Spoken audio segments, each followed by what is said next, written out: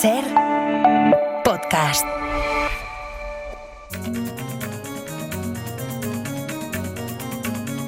Hoy por Hoy Magazine.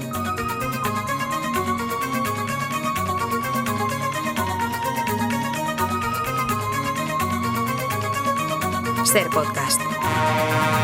Parlami dell'esistenza di mondi lontanissimi, di civiltà sepolte, di continenti a la deriva.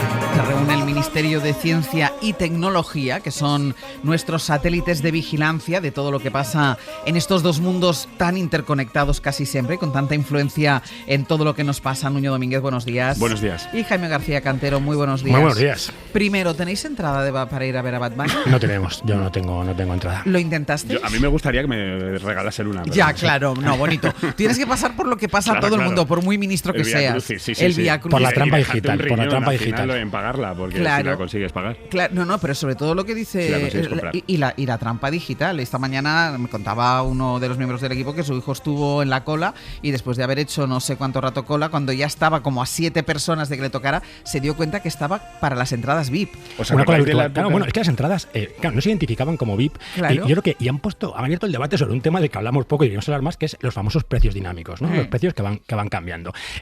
Pensemos una cola, el caso de este chico, si le quedaban 7, es una cola donde, depende del momento en que entraras, podías tener delante más de 100.000 personas. 100.000 personas en una cola virtual.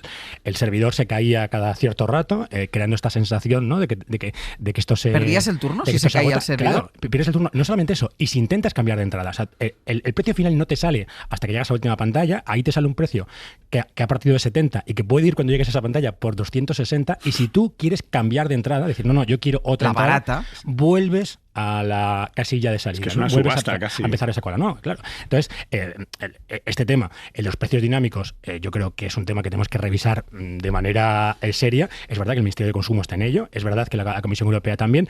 Quizás este es un caso bastante flagrante, aunque bastante básico, porque aquí no hay mucha complejidad, pero tanto que hablamos de la transparencia algorítmica, ¿no? Y de que debemos explicar cómo se fijan las cosas y para qué se utilizan los algoritmos y qué tienen en cuenta, bueno, pues que nos expliquen los señores de Ticketmaster qué tipo de algoritmo fija eso. No, una cuestión, yo que soy un poco ya antiguo, por supuesto ya ese mundo en el que ibas al Corte Inglés o al Madrid Rock a comprar una entrada física, eso ha desaparecido. No, eso ha desaparecido. Sí, pero no solo ha desaparecido eso, Nuño, lo que ha desaparecido también es que yo compraba entradas por internet a pesar de mi edad, pero claro, a ti te ponen un mapa del sitio, tú eliges el asiento y tú sabes que si vas más abajo pista es más caro, detrás más barato, pero ahora esto es imposible. Claro, bueno, a ver, lo que dice Ticketmaster, pues que no hemos encontrado a nadie que haya pasado por esto, es que había entradas de precio fijo, ¿vale? Que había muy pocas entradas, porque había entradas de precio fijo y otras entradas que tienen un precio que se va adaptando a la demanda.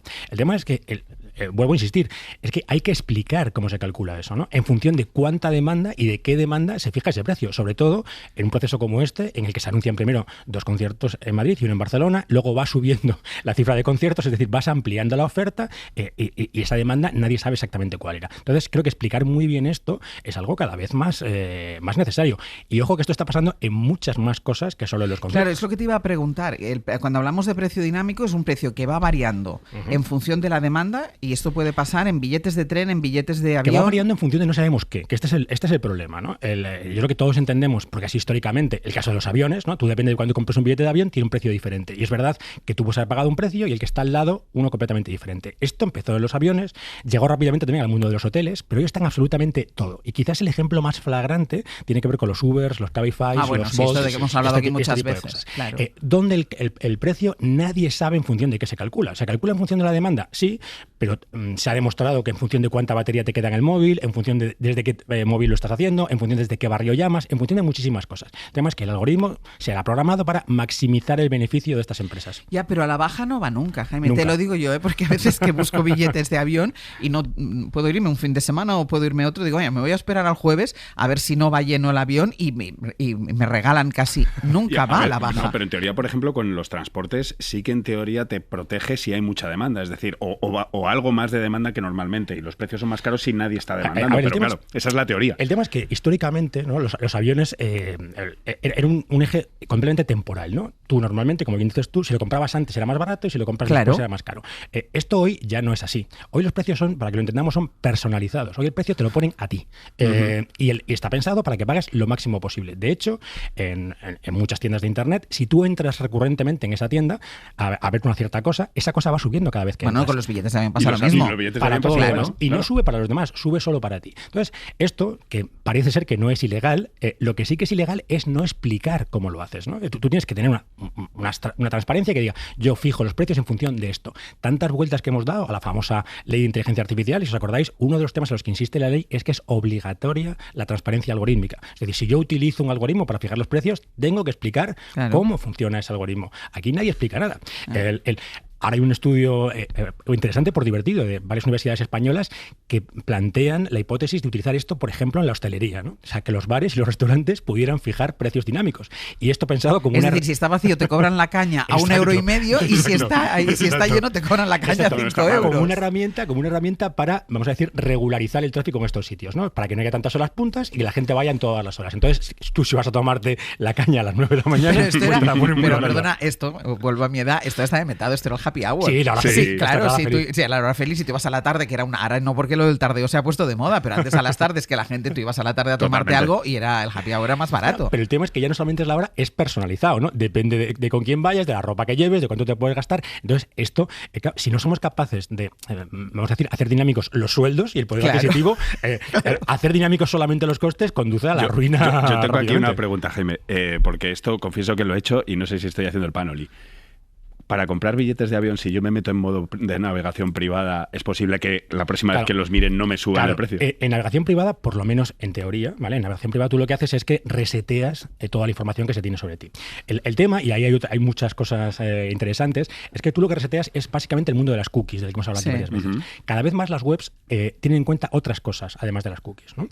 Cómo navegas, cómo tecleas, qué tipo de cosas buscas, en qué orden las buscas. Todo eso dice más cosas sobre ti de las que creemos. Es decir, sin ser capaz de identificarte con un histórico, que serían las cookies, con esto puedes hacer perfilados con los que puedes intuir si vas a pagar más o vas a pagar menos o cuánto te pueden sacar de todo esto. Es interesante además, por ejemplo, en el caso de los Uber y los Cabify, que el precio es dinámico, pero lo que se paga al conductor no. El conductor cobra lo mismo. El conductor gana lo mismo. Lo cual creo que no habla muy bien de este tipo de compañías. Claro. ¿No? Esto va directamente al beneficio de la compañía. Sobre los viajes, yo creo que habrá que volver a las agencias de viajes. Ir a la agencia, sentarte ahí, quiero un billete, búscame tú el más barato. Siguen existiendo. Yo conozco mucha gente que sigue sacando los billetes de aviones a través de las agencias de viajes. En alguna compañía, lo que decíamos de la transparencia, alguna compañía que es bastante loco el precio final comparado con el que tan inicialmente, ¿no? Claro. Entonces la búsqueda te dice un precio y luego vas sumando cosas, seguros, maletas, y puede llegar a ser el doble del precio inicial. Vamos a hacer una pausa y a la vuelta seguimos con este mundo de la tecnología y de la ciencia. Hoy por Hoy Magazine. Ser podcast. What you drinking? Rum or whiskey? Aquí estamos en nuestra reunión semanal con los ministros de Ciencia y de Tecnología, con la denuncia, porque es verdad que Consumo ya lo ha denunciado, pero yo creo que tenemos que denunciarlo nosotros y tiene que denunciarlo la gente que compra estas entradas, y no solo las entradas, los billetes de avión, este engaño de los precios dinámicos, porque discúlpenme... Y los propios artistas, que no ganan dinero, pero yo creo que estaría bien que levantaran la mano, que dijeran, no somos nosotros, es una industria que yo no quiero que en mi concierto se utilicen este tipo de prácticas. Bueno, vamos con otro asunto. Después seguiremos hablando también de Donald Trump y de los Estados Unidos, pero ya saben que hay muchos científicos que están intentando salir por piernas de Estados Unidos. Una de las primeras científicas españolas, vamos a llamar repatriadas desde ese país a través del programa ATRAE, está en el equipo de astrónomos que acaba de anunciar el hallazgo de hielo de agua en un sistema planetario joven similar al nuestro. Necesito traducción, Nuño. Bueno, pues a ver, esto es como mirar, conoces a una persona cuando tiene 48 años y te imaginas cómo fueron sus primeros años de vida, ¿no? Pues es lo mismo, pero con nuestro sistema solar. Es posible, porque tenemos una estrella joven similar al Sol, donde todavía no se han formado planetas y hay todo un disco de escombros, de rocas, de polvo, y lo que ha descubierto ahora mismo este equipo de hielo cristalino, es decir, tan transparente como lo puede ser un cubito de agua hecho en la Tierra, Sí. que están dando vueltas a la estrella. Y ese es el material básico para formar planetas. Y es el material básico para cosas tan esenciales como para llevar agua líquida a ciertos planetas. Es decir, la Tierra, mucha del agua que tiene, vino a través de cometas y asteroides que vinieron de nuestro cinturón de asteroides que está más allá de Neptuno, ¿no? Entonces, el impacto de todos estos cuerpos hizo que tengamos tanta agua y que el planeta Tierra sea un planeta vivo. Entonces, los astrónomos lo están utilizando para entender cómo se originan sistemas solares y cómo se originan posiblemente sistemas solares como el nuestro, porque han visto que el hielo que han descubierto en esta estrella que está a 150 años luz es exactamente igual que el que hay en los cuerpos que tenemos nosotros en nuestro cinturón de Kuiper, en nuestro cinturón de cuerpos similares. Es decir, hay un proceso universal y ese hielo también está presente en procesos, en fases iniciales de la formación de sistemas solares y en las últimas fases. Es decir, con este telescopio, que es el James Webb de la NASA, también han descubierto ya exoplanetas fuera del sistema solar, ya formados, donde también hay hielo de agua. Es decir, que es un componente básico, pero que es también esencial que se mezcle con otros compuestos minerales, etcétera, para que pueda haber planetas rocosos con vida, ¿no? Que tiene que haberlos. Y cuando hablas de reservas de agua, ¿nos imaginamos mares? ¿Nos imaginamos ríos? No. Estos son partículas milimétricas de hielo, pero estamos hablando de una extensión. Este cinturón tiene millones y millones de kilómetros de ancho. Entonces, toda esa agua se concentra en las partes exteriores donde la estrella ya no puede derretirlo, y la colisión de los cuerpos estos de los que hablamos genera un montón de partículas de hielo que van introduciéndose de nuevo en las capas más internas del sistema, ¿no? Entonces es una forma de ir generando un poco el momento clave en el que los componentes esenciales para que pueda haber un sistema solar en el que pueda haber, por ejemplo, un planeta con mares. Exacto, con sus planetas. O sea, estamos viendo como los primeros momentos de la formación de un sistema planetario. Qué bueno. Más cosas. Hay un lugar, concretamente Villamayor de Gállego, en Zaragoza, donde hay un fondo de inversión que quiere usar más de 80 hectáreas de suelo agrícola para montar un macrocentro de datos. Claro, hasta ahora estábamos acostumbrados a que cuando decían aquí van a poner una ¿cómo se dice? Lo de las basuras, no me sale ahora la palabra. Pero bueno, o basura radiactiva, o aquí van a poner una almacén nuclear. El almacén nuclear. Sí, una incineradora. Una incineradora, es que no me salía. Muchísimas gracias. Una incineradora. Claro, estábamos acostumbrados siempre a la oposición, pero ahora oposición del pueblo a que pongan un centro de datos. Bueno, yo creo que estábamos tardando en esto, ¿no? Fíjate que hablábamos antes de los precios de los que están generando una cierta turismofobia, pues aquí hablamos de tecnofobia, ¿no? De empezar a pensar que la tecnología a veces no es desde luego una buena instalación en tu pueblo. El caso de este pueblo, que además es una historia muy bonita, es una historia casi de resistencia a lo Asterix, ¿no? Hay que recomendarlo el reportaje, ¿no? De hay Manuel un pueblo, sí. un reportaje de nuestro compañero Manuel Pascual en el País, que lo cuenta maravillosamente, como siempre lo hace Manu, en el que este pueblo se resiste a que un gran fondo de inversión venga a salvarles la vida, ¿no? Porque al final esto tú piensas en el futuro económico, que se reactiva.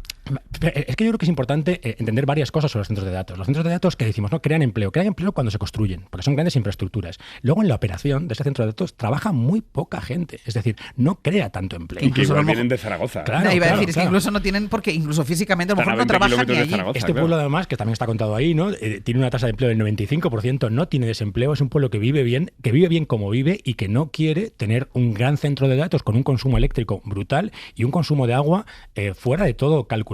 Recordemos que cuando se han puesto los centros de datos en Aragón, nos han contado a todos que no iban a consumir agua, que tenían todas las medidas. Un año después estamos viendo que nada de eso se ha cumplido. Y a veces hablamos poco en retrospectiva de este tipo de cosas, ¿no? De las promesas incumplidas de estas grandes infraestructuras. Y creo que esta visión un poco del bienvenido Mr. Marshall, ¿no? De vienen los americanos con sus tecnologías, sus fondos de inversión a salvar nuestros pueblos, es algo que tenemos que Sí, me llama la atención que sea la protesta por un centro de datos. Acordaos, porque hay una escena maravillosa en una película que yo adoro, que es Alcarrás, no sé si os acordáis, cuando empiezan a tirar los frutales para poner placas solares. Pues esto es un poco parecido, ¿no? Es quitar nuestras fincas para poner centros de datos.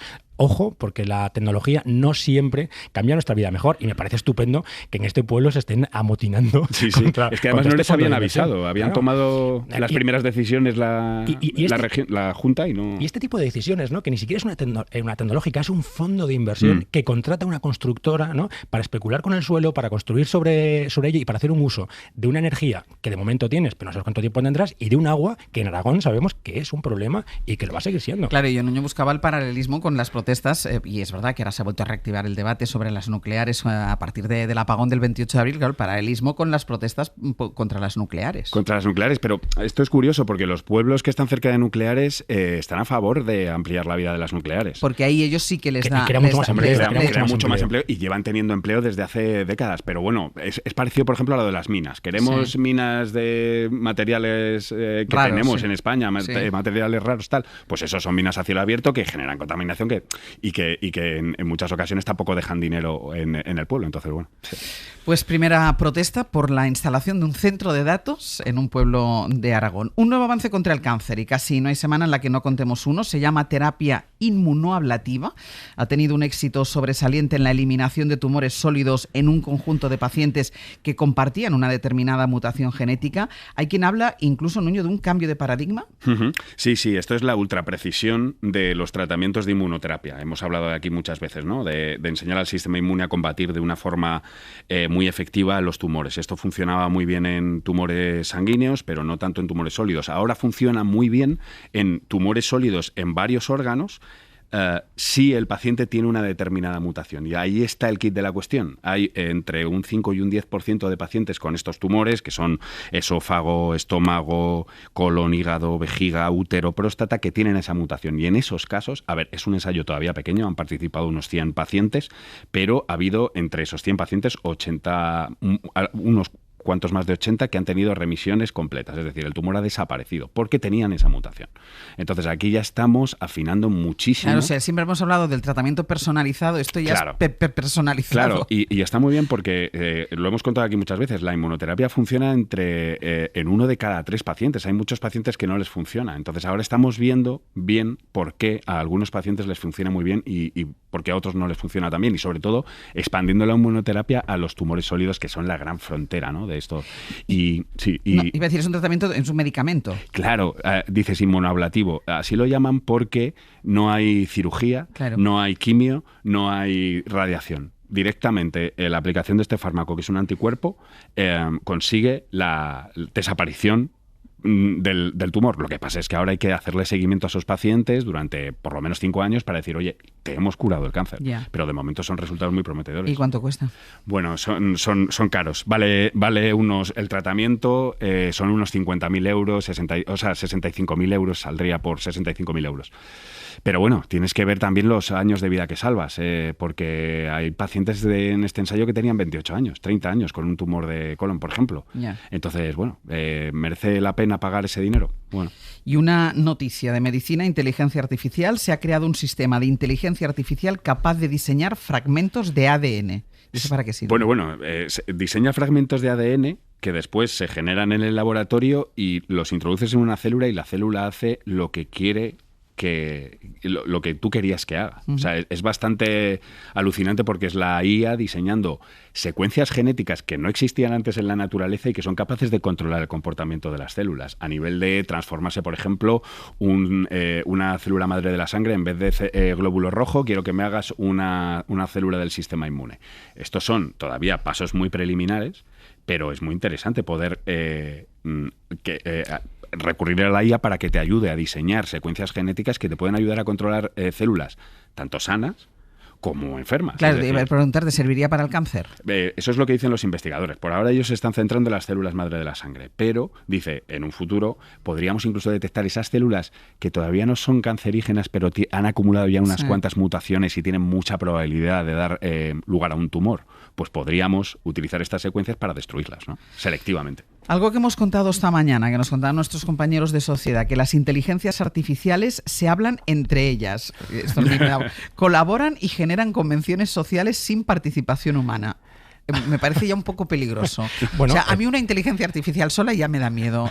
Si ellas maquinan, me da más miedo. Fíjate, le estamos poniendo el nombre de datos o de información sintética, ¿no? Que quiere decir completamente generada por conversaciones entre máquinas sin intervención humana. Esto, que parece una trivialidad, tiene derivadas muy interesantes en la parte de sociedad, que habéis hablado esta mañana, pero tiene también en la parte de investigación derivadas súper interesantes en eso que hemos hablado tantas veces, que es el aprendimiento de las máquinas, aprendimiento cognitivo, como quieras llamarlo. Cuando una máquina aprende no de una persona, sino que aprende de otra máquina, la cantidad de intercambios que puede hacer la llevas a exponencial. Y esto hace que el avance sea muchísimo más rápido. El ejemplo fácil de entender es, por ejemplo, con uno de los ejemplos que hemos usado siempre, que es jugar al ajedrez, ¿no? Cuando la máquina aprende a jugar al ajedrez de una persona, puede jugar un número limitado de partidas en el espacio y en el tiempo. Cuando juega contra máquinas, puede jugar ilimitado. Millones de partidas simultáneamente contra millones de máquinas. O sea, el orden de magnitud es exponencialmente diferente. Entonces, ojo, porque esto tiene unas derivadas muy interesantes y muy preocupantes, las dos cosas. Valdrá para cosas tan estupendas como tratar el ADN, que además es un recurso muy matemático el ADN, y es relativamente fácil de utilizar la inteligencia artificial, pero nos puede llevar a sitios a lo mejor donde no queremos estar. Y volviendo a Donald Trump, que antes hablábamos de gente que intenta salir de ahí para poder continuar sus investigaciones, le hemos visto, está de viaje por Oriente Medio, de hecho está en Arabia Saudí, ha hecho negocios, 600.000 millones de dólares comprando armamento en Qatar, también ha conseguido que Qatar Airways le compre a Estados Unidos no sé cuántos Boeing para ampliar su flota, pero claro, en este viaje le hemos visto que yo creo que es la primera vez que se le ve después de ese distanciamiento, le hemos visto con Elon Musk, pero también Sam Altman, representante de Amazon, de Nvidia, Uber, bueno, todo el mundo. O sea, está claro que ha sido un viaje de negocios. El Dream Team facha, ¿no? O sea, es como, si os acordáis, esas selecciones que llevaban de la NBA a las... Pues han ido todos allí a... Yo creo que al final iba de esto, ¿no? Iba de ganar dinero, de ganar mucho dinero. Ojo, porque están todas estas empresas. También está Palantir, que es una empresa que vende capacidad de vigilancia y de control. Imaginaos a quién va a vigilar Arabia Saudí, pues homosexuales, mujeres, colectivos, este tipo de cosas son las que están vendiendo, y creo que con un regalo, ¿no?, de un avión bañado en oro, creo que el ejemplo es tan extremo y es tan provocador que es tan obsceno que nos pone a todos delante del mismo espejo, ¿no? Porque claro, cuando lees todo esto, yo creo que manifiesta también esta visión que tenemos los europeos a veces bastante hipócrita, porque si recordamos, Europa sigue manteniendo relaciones comerciales con estos países, con Arabia Saudí. El presidente Pedro Sánchez estuvo en abril de 2024 visitando con empresarios, con otro Dream Team, estuvo visitando Arabia Saudí, y Arabia Saudí ahora quiere ser una capital tecnológica, invirtiendo muchísimo en inteligencia artificial, porque su vecino, que sabemos que a veces es aliado y a veces no tanto, que es Emiratos Árabes, es una de las grandes potencias de inteligencia artificial, con un aliado que es Francia. El programa de inteligencia artificial de Francia está pagado por Emiratos Árabes. Entonces, ojo, porque a veces decimos, el Elon Musk y Trump están haciendo negocio. Sí, lo que intentamos hacer nosotros, solo que nos sale peor. Y una última cosa, Nuño, porque Trump ha ordenado que se rebajen los precios de los medicamentos en Estados Unidos, y dice, bueno, pues mira, está pensando en la gente. No, lo que está intentando es cargar contra las farmacéuticas. Bueno, es que había amenazado con poner aranceles a fármacos importados, y él lo llamó el fat shot drug, o sea, el pinchazo contra la obesidad. Sí. Los nuevos Ozempic, etcétera, que se fabrican en Europa. Entonces, había mucho miedo de que pusiese aranceles y eso causase un cataclismo en las bolsas, etcétera. No lo ha hecho. Lo que ha dicho a su responsable del Departamento de Salud, que es Robert Kennedy, que hable con las farmacéuticas para que bajen los precios, porque es verdad que en Estados Unidos, sobre todo los medicamentos que compras tú libremente sin que te lo cubra, por ejemplo, los seguros públicos que hay, que son bastante limitados, pues pagan 3-4 veces más, son más caras, porque es un libre mercado. Nosotros en Europa, por ejemplo, tenemos sistemas de salud público, entonces el sistema de salud público negocia con las farmacéuticas, y eso es una garantía para reducir los precios. En Estados Unidos los medicamentos tienen precio dinámico también. Claro, o sea, si nos gusta el mercado para algunas cosas, tienen precio dinámico, es el mercado, amigos, ¿no? Claro. Entonces, lo que pasa es que también, al mismo tiempo que pasaba esto, un poco antes, el lobby de las farmacéuticas europeas estaba hablando con el gobierno de la Comisión Europea para que en Europa subamos los precios de los fármacos porque son más bajos que en Estados Unidos. Entonces, aquí hay como... no se sabe muy bien qué está pasando, porque al final, claro, las farmacéuticas son negocios enormes que tienen que les interesa muchísimo que en Europa se suban el precio de los fármacos. paradisíacos, ¿no? Entonces hay que ver qué pasa Cuando finalmente hablamos de con esta transparencia, ola. esta es otra transparencia que necesitamos, ¿no? Exacto. Saber cómo se Sí. fijan los precios de los Sí, de los medicamentos. medicamentos. Eso es terrible, sí. Pues lo dejamos aquí, la semana que viene más. Muy bien. La semana que viene más. Venga, hasta la semana que viene. Hoy por Hoy Magazine. Ser Podcast. Usted no sabe con quién está hablando, así se llama la sección en la que el equipo me propone hacer una entrevista sin decirme el nombre ni el trabajo del invitado. Ya conocen el juego, ¿eh? El encuentro real, pero imaginado, fuera del estudio, porque no puedo salir de aquí, ocurre en un lugar elegido por el entrevistado. Y hoy la cita tiene lugar en el Ripollès, en el Pirineo de Girona. Debemos estar a unos 2.000 metros de altitud, justo cuando acaba el bosque de pinos negros y empiezan las praderas de alta montaña. Junto a un roquedal me espera un hombre con unos prismáticos y yo me voy a acercar a saludarle. ¿Qué tal? Muy buenos días. Hola, buenos días. Menos mal que la cita ha sido a 2.000 metros, que todavía ya me parece un poco grave, porque si me llegan a decir 8.000 metros tendríamos que haber subido con oxígeno hasta aquí arriba. Sí, aquí podemos ver esas cumbres de prácticamente 3.000 Ya. metros, pero a 2.000 se llega bien, y A sobre 2.000 todo con la sí. sombra del bosque, que hoy hace un día soleado muy bonito, entonces pues más fácil. A 2.000 con mis zapatos de caminar he llegado. ¿Por qué me has citado precisamente en este punto? ¿Qué hay aquí? Bueno, y es un doble motivo.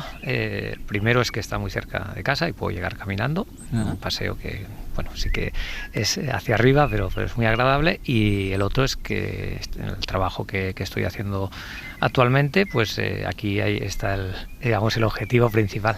¿Qué trabajo haces actualmente? Bueno, ahora estoy buscando lobos. Estoy yendo en diferentes lugares de la península ibérica, por toda España y Portugal, Sí. incluso más allá, pues buscando al lobo. Y aquí pues también hay lobos. O sea, en este punto del Pirineo hay lobos. Pues sí, es que además la historia del lobo en los Pirineos es muy, muy, muy interesante. Y aquí en concreto, en el Pirineo de Cataluña, donde luego comentamos, donde todos los lobos se extinguieron, se Sí, mataron, sí. de hecho, el Pirineo de Cataluña, el Pirineo de Huesca, de Navarra y todo el Pirineo francés, pues han vuelto hace un par de décadas que están volviendo los lobos aquí. ¿Y por qué han vuelto? ¿Cómo han vuelto?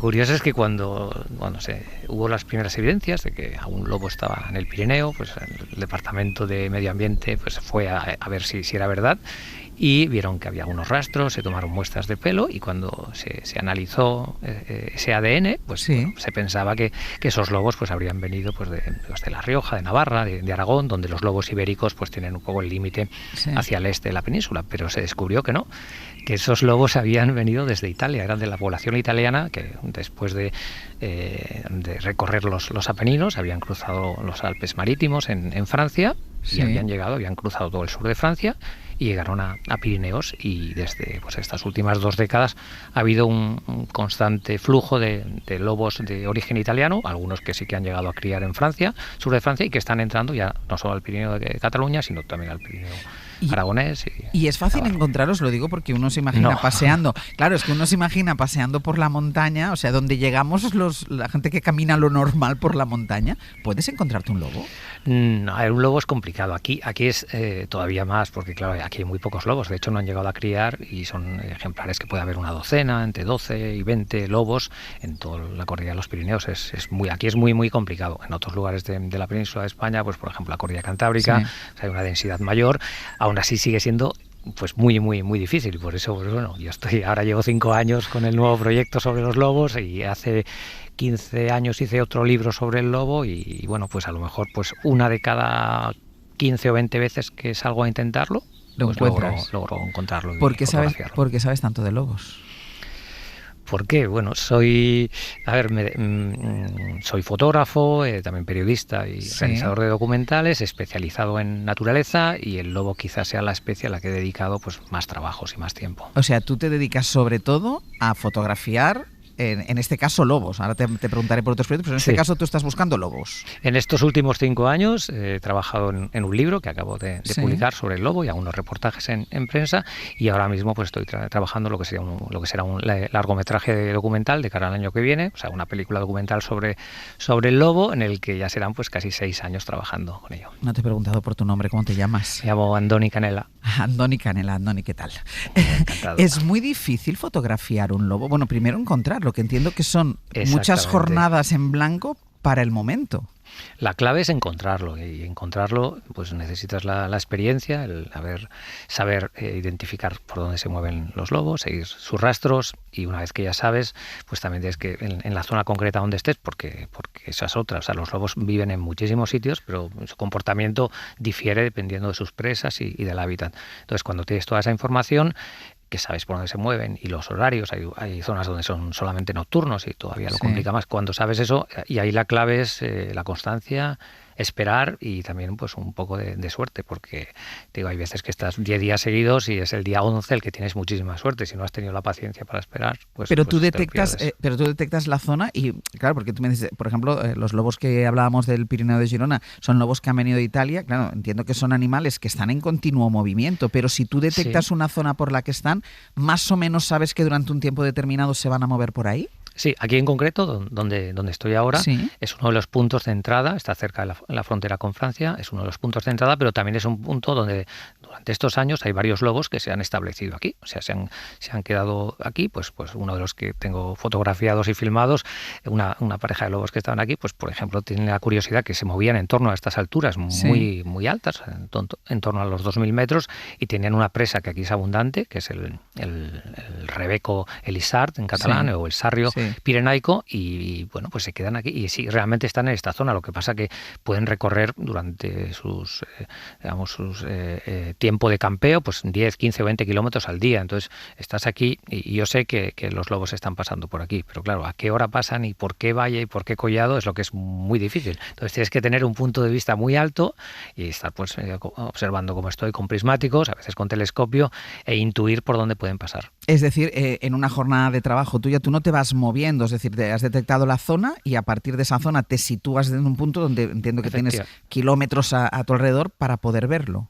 Efectivamente, sí que pues sí, normalmente yo suelo estar 2-3 semanas en el campo cuando voy a trabajar. Igual el primer o segundo día sí que vas buscando rastros por ver dónde hay más movimiento, y ya en base a esa información haces una estrategia que es exactamente lo que has dicho. Me pongo en un roquedo, a veces no tengo ni que esconderme, o al lado de unos arbustos, porque estoy mirando a medio kilómetro. En un radio ¿Y vas solo? Pues casi siempre voy solo. En alguna ocasión me acompaña un amigo, pero lo que pasa es que no se está las 2-3 semanas porque tiene sus trabajos y sus cosas que hacer. Y bueno, el anterior proyecto, que yo normalmente, esto llevo pues ya 30 y tantos años dedicándome a esto, sobre todo antes fotografía, ahora más documental, y casi siempre había sido solo, hasta un par de proyectos, uno que supuso buscar 7 animales, entre ellos también el lobo, por todo el mundo, o sea, por todo el mundo son los 7 continentes, y en este caso pues no fui solo, sino que estuvimos ahí pues 18 meses con Meritxell, mi compañera, que es también periodista y que está haciendo un proyecto educativo con estas especies animales, que yo estaba haciendo unos reportajes, en este caso era para Magazine de la Vanguardia y National Geographic. Hacíamos un trabajo que era 3 meses, un animal concreto en cada uno de los continentes, y también pues vino Amaya, que es la peque, que entonces tenía 2 años y pico, 3 años, y cuando regresamos de ese viaje proyecto tenía 4 y medio, y vino también Unai, que entonces tenía 9 y regresó con 10 años y medio. Ese fue el primer proyecto que no estaba yo solo, sino que estaba, digamos, bien acompañado. Claro, pero según cómo la pequeña no te la podías llevar a una observación de estas, porque un grito de la pequeña en un momento determinado asusta al animal, ¿eh? Ella no pudo venir, por ejemplo, a ver pumas y a ver otros animales. Además, yo te preguntaba si ibas solo, sobre todo por algo tan prosaico, porque pensaba, claro, si tienes que estar observando, te imaginas que tienes pipí o que te paras, o sea, te despistas un momento por comer el bocadillo, y en ese momento aparece el lobo. Pues sí, o sea, tienes que estar en silencio, sobre todo, depende de la distancia en la que estás, y por ejemplo, pues necesidades como el pipí, pues ahí eso es más fácil porque le das una botella, porque lo hago, o sea, que no es que sea, eso es habitual también, porque hay veces que no te puedes mover. Cuando estás en distancias más largas, pues bueno, simplemente hablas muy bajito y susurras si estás acompañado, ¿no? Y en lo que preguntabas del lobo, que también yo creo que es interesante mencionarlo, pues sobre todo por lo que se publica últimamente, de que se habla de que hay pues una plaga de lobos, Sí, y que los sí. lobos son peligrosos Sí. y que atacan a los niños y los colegios. Bueno, eso es unas cosas que no son ciertas, absolutamente, ¿no? Pero en esta parte del proyecto en el que estoy ahora, que es la parte documental, Sí. y parte del final del libro, pues no he ido solo, sino que me ha acompañado Amaya, que es mi hija, que ahora cuando empezó a venir conmigo a ver lobos, pues tenía 10 años, pero ya sabía comportarse estando callada y no haciendo mucho ruido. Ahora ya cumple 15 años y entonces ha tenido la oportunidad de ver pues muchos lobos. Los hemos escuchado aullar, hemos dormido pues rodeado de lobos, no a 10 metros, pero bueno, los lobos no Sí. sabes por dónde pasan por la noche. Y entre las muchísimas, digamos, experiencias que hemos vivido y emociones, la del miedo a que te ataque un lobo no existe porque Esta es no que está dentro de los ellas. Los lobos ven a una persona y lo que hacen es pues salir huyendo, porque se les extinguió de gran parte de la península, de toda Europa occidental. O sea, somos nosotros quienes les asustan más a ellos que ellos a nosotros. Claro. Eso, volviendo a lo que decía aquí en Pirineos, pues a principios del siglo XX, sobre todo gracias a la estricnina, por culpa de la estricnina, Sí. el veneno, pues se logró pues matar a todos los lobos, ¿no? Y lo mismo ocurrió en Francia, se extinguió el lobo, los mataron todos, en Alemania, en los Alpes, desapareció, ¿no? Y el hecho de que hayan podido volver por sus propios medios es porque ha habido pues esos refugios, como pasó pues en zonas de la cordillera cantábrica, zonas de Galicia, zonas de Zamora, donde ahí sí que hacia los años 70-80 pues quedaron unos cuantos lobos, y su capacidad de adaptación a los diferentes hábitats, porque es que ahora hay al borde del mar, Sí. en la alta montaña, hay zonas de llanuras cerealistas, ahí los lobos saben prosperar porque se buscan pues otro alimento, pues porque puede ser en algunas zonas el conejo, pues a veces pues o ciervos o corzos, que es lo principal, otras veces incluso pueden ir a carroñear o ir a los basureros, y en otras ocasiones pues también con el ganado doméstico. Tienes que tener mucha paciencia, ¿no?, para hacer tu trabajo. Sí, yo creo que es la clave, ¿no? En mi caso, que sobre todo que principalmente trabajo con especies en peligro de extinción, especies amenazadas y que son muy pocas y que además al estar amenazadas pasan desapercibidas, pues sí, es la paciencia. Sí, he estado a veces 10, 12, 15, 20 días sin verlo. Sin nada. Es lo que es. ¿Por qué te dedicas a esto? O sea, ¿qué te empezó a interesar primero? ¿La fotografía, los animales, las dos cosas a la vez? Pues yo creo que fue adolescente, un poquito antes, o a los 10, 12, 14 años. Yo vivo aquí en Cataluña ahora, pero soy de un pueblecito de Navarra, Sí. lo que es cerca del Ebro, y ahí pues con mis padres teníamos un pequeño huerto, pues muy cerca de lo que es del Ebro, y incluso cerca de las Bardenas Reales, que es otro sitio así muy, muy interesante, y ahí me empecé a interesar por los pajaritos. Mi padre tenía una cámara de estas antiguas y fotografié las primeras fotos que hice fue de algunos nidos que había en los frutales de ese huerto. Sí. Y ahí ya pues para mí ya fue la naturaleza lo principal. Entré a periodismo para empezar a viajar y a explicar historias de animales, y de hecho el primer viaje que hice con 18 años, con los primeros dineros que ahorré trabajando, pues me fui a Madagascar 3 meses, y a partir de ahí pues puntos suspensivos. Claro, es que además tienes un trabajo que reúne, yo creo que tus tres grandes pasiones, que tienen que ser los animales, la fotografía y viajar. Son exactamente, Claro. no sé el orden, pero son esas tienes, tres. tienes un trabajo que de los afortunados que trabajan lo que quiere, y además junta eso las tres pasiones que tienes. Sí, y que, también la parte esta última, que yo creo que la mayor parte de mi trabajo ha sido siempre en solitario, pues que también lo puedas compartir con amigos. O con y con la familia, porque tu hijo, yo sí. claro, cuando me has empezado a contar la historia pensaba, pues además esto quiere decir mucho tiempo alejado de casa, que también entiendo, pero que tu familia comparta esa misma afición, incluso ese mismo trabajo, aunque sea desde otra vertiente, eso es un lujo. Claro, porque entiendo que tus hijos, que todavía no están en edad de trabajar, pero vamos... Unai, que claro, que el viaje pues cuando lo acabamos fue hace aproximadamente... O sea, cuando disteis la vuelta al mundo buscando animales. Exacto. Sí. Entonces, de hecho, mi anterior trabajo a los lobos es Panteras, en el que fuimos, en este caso los dos, porque me acompañó en todos los viajes, fuimos a buscar a los grandes felinos del planeta, los dos juntos durante 5 años, ¿no? Que acabó también en una serie de reportajes, libro y una película, una serie en televisión española. Entonces, uno de los... animales que estuvimos buscando y donde después empezó el proyecto del lobo fue el leopardo de las nieves, Y para ello, pues una y yo nos fuimos primero un mes entero al Tíbet, al centro, la meseta del Tíbet, y estuvimos un mes y durante un mes solo vimos al leopardo de las nieves una vez durante 10 minutos. A 20 bajo cero. Durante un mes. Perdón. Y en algún momento tú dices, escuchándote yo creo que no lo debes decir nunca eso, pero ¿qué hago yo aquí? No, porque... Y luego es que hicimos 2 viajes más al norte del Himalaya, en la zona de Ladakh, en India, y hicimos 2 viajes más. Ahí en uno de ellos tuvimos más suerte, vimos un leopardo con las crías, y bueno, al final fue el gran felino principal del proyecto. Pero te explicaba esto porque, bueno, por ejemplo, en la película se ve a Unai sufriendo, ¿no? Y pues gente que ha dicho, oye, pero no te pasabas, ¿no? Con tu niño. Entonces, él acabó el proyecto con 18 años, hace 2 años. Entonces me preguntaba si él sufría. Digo, pues sí sufría, yo también sufro, pero no quiere decir que un poco de sufrimiento no sea constructivo. ¿no? Y no es incompatible con el disfrute. Exactamente. Y todo el rollo es que ahora mismo Unai, que ha cumplido 21 años ahora y que está estudiando antropología, pero realmente lo que él le gusta y lo que se está dedicando es hacer documentales, y ahora mismo ha estado pues prácticamente casi 5 meses solo acampando él en Groenlandia. Bueno, 3 meses acampando solo en Groenlandia y luego 2 meses buscando osos polares, bueyes albizcleros, y yo le iba a ayudar durante un mes. O sea que él ya automáticamente se ha puesto ya a hacer sus cosas, que ya no soy yo, compadre, que le estoy diciendo, sino que él dice, pues voy a acampar 3 meses en Groenlandia. Digo, pero no está... Pero que no vamos... Hemos estado pues un mes prácticamente sin hablar con él porque no tenía teléfono satelital. Pero tienes prohibido sufrir. Tienes prohibido sufrir. Sufro de otra manera yo. Porque piensa tú en tus padres o en tu familia. Claro. Sí, mi madre, pues también, mi madre y mi padre que falleció, pues también yo agradezco que me comprendieran, ¿no? Que tener que a los 18 años, entonces es que claro, no había ni teléfono ni internet, y te ibas 3 meses a Madagascar y cuando podía enviabas un telex de estos. Estoy bien. Sí, así, cada mes y medio, mamá, estoy bien, ¿no? Entonces, ahora, pues cuando él se va solo, la verdad que bueno, cuidado, que hay ahí... pero bueno. Andoni, ha sido un gusto esta charla, de verdad, apasionante, me ha encantado.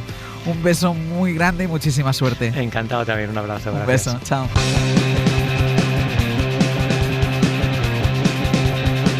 Hoy por Hoy Magazine.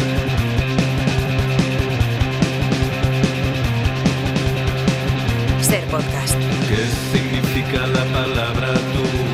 ¿Qué significa la palabra hogar? ¿Qué significa la palabra ser? ¿Qué significa la palabra estar? ¿Qué significa que no sientes nada? Hora de nuestra clase semanal con Lola Pons, y vamos a hablar de un tipo especial de palabras que son las onomatopeyas, las palabras que imitan los sonidos de la realidad. Yo sé, palabras como achis, muac, ring, son tan naturales como parecen, son propias de una lengua, son universales. Así que saludamos ya a Lola, buenos días. Hola, buenos días, querida. A ver, Lola, onomatopeya, una palabra larga que sin embargo es de uso habitual y todo el mundo la conoce. ¿De dónde ha salido? Mira, ha salido de la unión de 2 palabras griegas, onoma, que significa nombre, y poiein, que es un verbo que significaba hacer, crear. Ese peya de onomatopeya es el mismo final que tiene, por ejemplo, la palabra epopeya, ¿no? Que era el canto de las hazañas de un héroe. Así que crear un nombre, crear una palabra, de ahí viene la palabra onomatopeya. Y como tú decías, claro, es esa palabra que dentro de la lengua imita algo que ocurre en el mundo físico. Pues, por ejemplo, el sonido de un animal, ¿no? Pues imitar a un perro diciendo, wow, el sonido de una persona, decir, estos están ahí, bla, bla, bla, ¿no? Imitar cómo están hablando. O el sonido de un elemento puramente físico. Por ejemplo, evoco que algo se lanza sobre el agua diciendo, plash, ¿no? Se cayó algo. Si una onomatopeya, como tú dices, imita el sonido del mundo real, pero con la lengua particular que cada uno habla, ¿hay diferencias entre lenguas? Sí, hay diferencias entre lenguas. Esto es muy curioso, verás, porque pues yo a lo mejor oigo un estornudo, ¿no? Y sonaría así. Bien. Uy, vamos a ver. Está resfriado. Es que la alergia es como es, sí. Entonces, todos esos estornudos, pues quizás yo los puedo imitar de muchas maneras, pero el caso es que escribiendo en español seguramente lo escribiría o achis o achús, Sí. que son las onomatopeyas que Sí. tenemos en español para el estornudo. Pero es que al final es una especie de círculo, porque lo terminamos escuchando tal como lo escribimos, ¿no? El estornudo es el mismo, ¿eh? O sea, que esto que está estornudando puede hablar español, puede hablar inglés o estar chino. en Nueva Delhi, claro. Sí. Pero resulta que en inglés, por ejemplo, no lo escribirían achú o achí, sino atishu. Ah. Es decir, cada lengua representa la onomatopeya a su estilo. No son universales. Pongo otro ejemplo. Un perro pues ladra como ladra. La variación pues la dará, supongo, la raza del perro, su tamaño, su edad, pero no la lengua del humano que está alrededor de ese perro. En español el perro dice guau guau, en inglés lo escriben con W y la onomatopeya es uf, en rumano lo escriben ham, H-A-M, Sí. y en italiano es bau, pero que el perro es el mismo. Bau, bau. O sea, no nos ponemos de acuerdo ni en las onomatopeyas. Ni en eso, ni en eso. Yo sé que es muy común pensar que hay un estado maravilloso y primitivo que fue previo a la Torre de Babel, pero no es verdad, porque también hay esa Babel de onomatopeya. Y esto puede parecer una anécdota, ¿no? Muy gracioso esto del perro, pero no lo es, porque lo que nos muestra es que todo en la lengua es representar la realidad. Sí. Es decir, no es tanto crearla, ni siquiera es reflejarla fielmente, porque hay un punto de convencionalidad. Hay una parte de abstracción con respecto a esa física de los sonidos de la realidad. Y que las onomatopeyas no sean universales no quiere decir que no hagamos con ellas lo mismo que con otras palabras, o sea, que nos las prestemos, que nos las contagiemos. Pues yo recuerdo cuando yo era chica y los chiquillos en mi patio jugaban a indios y vaqueros, quienes disparaban decían pum pum. Sí. Y ahora los niños suelen decir bang, Bang. bang, porque esa es la onomatopeya del disparo en inglés y desde los tebeos se nos ha ido extendiendo mucho. También puede haber diferencias incluso, fíjate, dentro del propio ámbito hispánico. Pienso en las diferencias entre el español europeo y el americano. Aquí, para un bebé que está haciendo esos sonidos así incipientes, decimos, sí. ay, ajo, ¿no? Ajo. Sí. En América lo suelen acentuar en agudo, ajo. En Chile suelen decir agú. En Bolivia dicen agó. Pero repito, es como el perro, el bebé es el mismo. ¿Y las onomatopeyas son palabras solas o pueden ser más de una palabra? Hay muchas palabras solas, pero son muy comunes las dobles. Por ejemplo, dos palabras con la variación de una vocal de una a otra, del tipo el timbre, ¿no? Ding Sí. dong. O tic-tac para el reloj. O la misma palabra por partida doble. El sonido de masticar, por ejemplo, pues normalmente decimos ñam ñam. Sí. Ñam solo es comer muy poco. Sí. O reírse, jajaja, pues son varias, ¿no? En general son piezas lingüísticas muy creativas, pues muy divertidas también, y a veces en ellas aparecen combinaciones de consonantes que no son muy comunes en la lengua. Es decir, que dentro de las onomatopeyas hay bastante margen de libertad con respecto a la lengua en general. Y luego hay una cosa que me llama la atención, que en un mundo muy desligado de la naturaleza tengamos tan clara la onomatopeya del caballo, del cerdo, del gallo. Bueno, y la de los Cuando gorilas. habrá muchos que no lo habrán escuchado nunca, en realidad. En su vida, Exacto. pero pienso en todos los niños que gracias a Melody, por cierto, suerte para Eurovisión, pues dicen cuál es la onomatopeya de como los gorilas, ¿no? O no han Sí. escuchado un gallo en su vida, pero saben cómo suena. Y esto es interesante porque además la onomatopeya genera otras palabras que no lo son y que también vamos aprendiendo. La onomatopeya del pájaro en español es pío, que se convierte en un sustantivo si decimos, pues hay que ver que no has dicho ni pío. Es verdad. O el gato dice miau, pero de ahí sale el derivado, maular, que antes era con una sola L, maular. Ahora decimos maullar con ella porque, a ver, es que hemos mezclado al gato con el lobo, del que se hablaba antes. Sí. O sea, maular lo hemos mezclado con aullar y de ahí ha salido el verbo Maullar. maullar. O también para el gato decimos miau, pero a veces lo hemos imitado como michi y de ahí ha salido michi, micho, que son nombres populares que damos a los gatos. Es decir, estas son palabras que parecen periféricas, pero que digamos que de apocalípticas se convierten en integradas, porque una onomatopeya, como vemos, puede dar lugar a otra palabra, verbo, adjetivo, lo que sea. ¿Y por qué hay quien habla a los niños usando onomatopeyas que sustituyen a las palabras? Estoy pensando en los padres o la gente adulta que le dice a un niño, mira, un guau, en lugar de decirle, mira, un perro. Bueno, voy a ser comprensiva. Yo creo que lo hacemos por empatía. A mí me gusta mucho ser comprensiva en este tema, porque el perro se llama perro. Claro, a ver, lo normal, también te digo que lo normal, cuando no sabemos el nombre de algo, lo imitamos por algo externo. O sea, si yo te quiero hablar de alguien cuyo nombre no recuerdo, empiezo a decirte, mira, ¿cómo era ese, el del bigote, el que tiene gafas verdes? Sí. Pero claro, tú me dirías, ay, pues ese se llama Luis, ¿no? Pues cuando un niño que no sabe decir perro ve a un perro, dice guau. Y eso es esperable, pero acabemos con la empatía. Claro. Claro. La misión que tenemos los que somos adultos es ampliar el vocabulario de un niño y no estrecharlo. Tenemos que decir, sí, mira, es un perro. Claro. Y no, mira, es un guau. Es decir, nosotros tenemos que explicar las palabras, pero no hay que sustituirlas ni hay que rebajarlas cuando un niño está aprendiendo a hablar, claro. Y Lola, por escrito, ¿las onomatopeyas compiten con los emoticonos? Bueno, yo creo que sí, que en muchos casos cuando por escrito imitamos sonidos de personas, usamos emoticonos, usamos GIFs, usamos fotos, son signos iconográficos que se usan para estos valores tan expresivos, claro está. Pero bueno, ¿yo qué te voy a decir? Que prefiero la palabra, ¿no? Prefiero que haya más onomatopeya de lo que sea y menos imagen. Y estando en la radio, pues creo que tenemos que privilegiar a la palabra por la imagen. Y pensar en los años y años, los siglos de escuchar y de imitar sonido que hemos necesitado para crear las onomatopeyas de un idioma.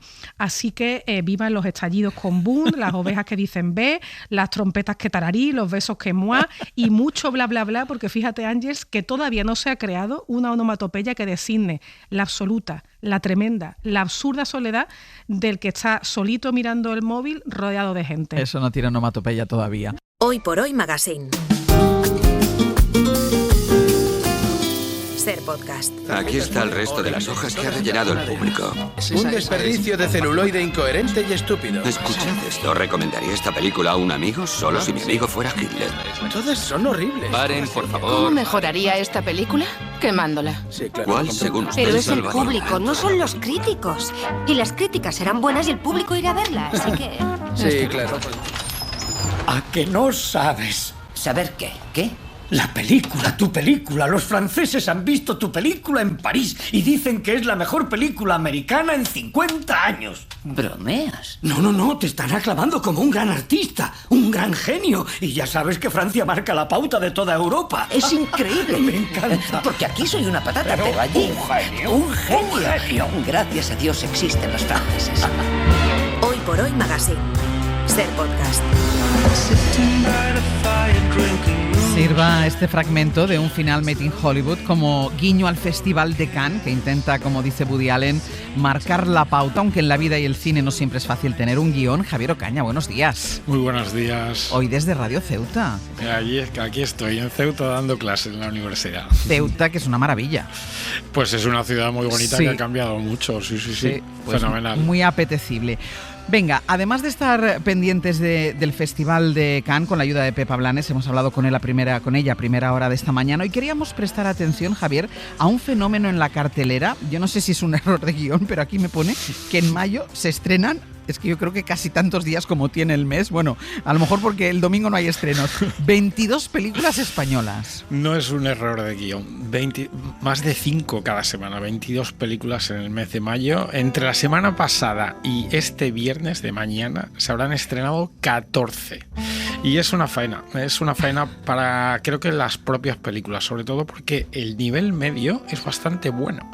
En estas semanas se están estrenando buena parte de las seleccionadas en el Festival de Málaga de hace unos meses, que conforme he ido viendo películas se puede afirmar que el nivel fue notable, aparte de las dos grandes triunfadoras, Sorda y La Buena Letra, de las que ya hemos venido hablando estas semanas y que siguen en cartelera, pues han ido llegando bastantes más. El problema es que creo que también se están matando las unas a las otras. Claro, ¿esto no se puede organizar de otra manera? Pues sí que habría que organizarlo de otra manera, sobre todo para ellos mismos, claro. Para las distribuidoras. Pues de estas 22 que he visto que se estrenan esta semana, por ejemplo, he visto 8. Pero claro, yo es que me dedico a esto. Es que tú te dedicas, y si no me da tiempo a mí, imagínate al espectador. Claro, ¿no? o sea, 22 películas en un solo mes, 22 españolas, y si algunas de ellas son buenas, es que no te da la vida para verlo, porque tú de ellas has visto 8. Sí, de las 14, no de las 22, porque todavía faltan para la semana que viene. Porque todavía no ha terminado mayo. Que veré algunas más, pero por ejemplo, de las últimas 14 he visto 9 en realidad. Bueno, una que vimos la semana pasada y he visto 8 ahora, en 7 días he visto 8. Bueno, ¿el balance? De esas hay 2 que no me gustan. En Centauras de la nit, Centauras de la noche de Marc Recha, que por cierto Marc Recha hace 24 años, en 2001, estaba concursando en Cannes con Pau y su hermano. Sí. Y que ha hecho una película de vanguardia muy suya, muy valiente, pero en la que yo no logro entrar. Y luego otra que se llama Lo que queda de ti, de Gala Gracia, que no es que esté mal ni mucho menos, pero creo que se parece demasiado a otras varias decenas de películas en los últimos 3 o 4 años sobre el regreso al pueblo de un protagonista joven. Y creo que es menor en todo caso. Por cierto, que cada cual haga la película que quiera, yo ahí no me meto, y el dirigismo, digamos, es horrible, pero que se lo piensen 2 veces antes de hacer otra película sobre jóvenes que regresan al pueblo, porque ya hay unas cuantas muy cerca del hartazgo. Claro. Entonces, 2 que no te han gustado Pero las 6 restantes están bien tirando a notable, y un par de ellas me parecen excelentes.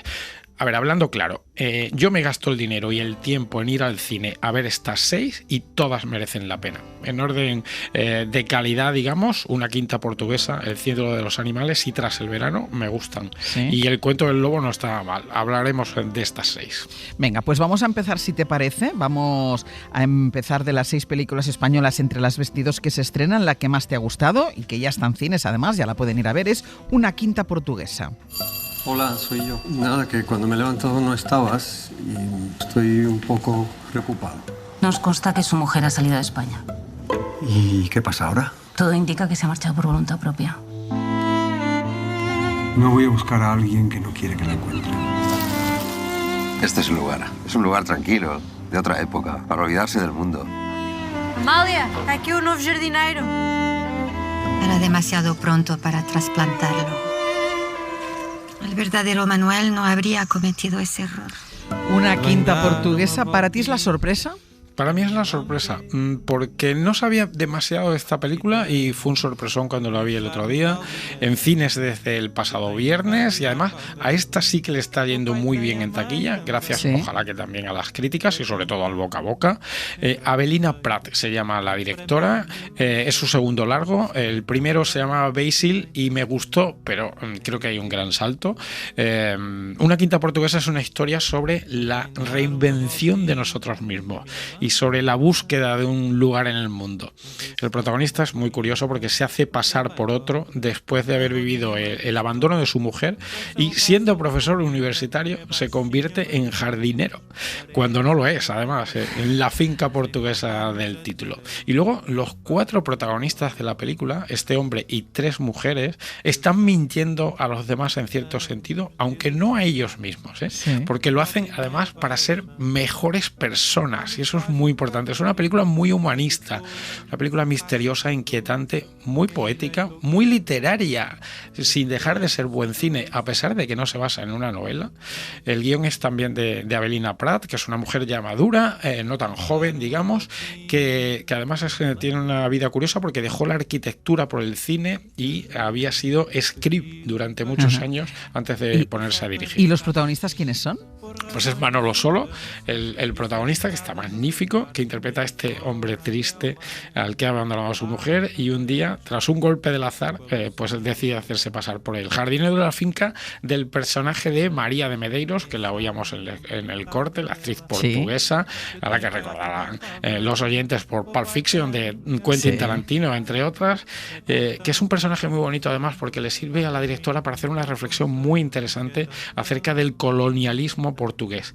Y a esta mujer y a ese hombre le sumamos 2 mujeres serbias que vivieron el drama de la guerra civil y que completan, yo creo que una película apasionante, de verdad, que no dejen de verla porque es muy buena. Una quinta portuguesa. Una quinta portuguesa, no dejen de verla. El número 2 de películas españolas de estreno le sigue por preferencias El cielo de los animales. Quiero repasar algunas cosas de la lista. ¿Cogiste leche en polvo? Sí. Y tienes que ir a la farmacia por la adrenalina. ¿Está muerto el Beni? ¿Quién? Mi padre. Píllalo. ¿Cómo fue que perdiste el brazo? Estando con mi padre en Marruecos, me picó una terciopelo. ¿Una qué? Una terciopelo, una víbora. Perdona, ¿eres de por aquí? ¿Sabes dónde está la casa del estanque? Buscáis al hombre lagarto. ¿Qué te gusta de esta película, del cielo de los animales? Pues tiene un punto de extrañeza de la buena que también tiene una quinta portuguesa.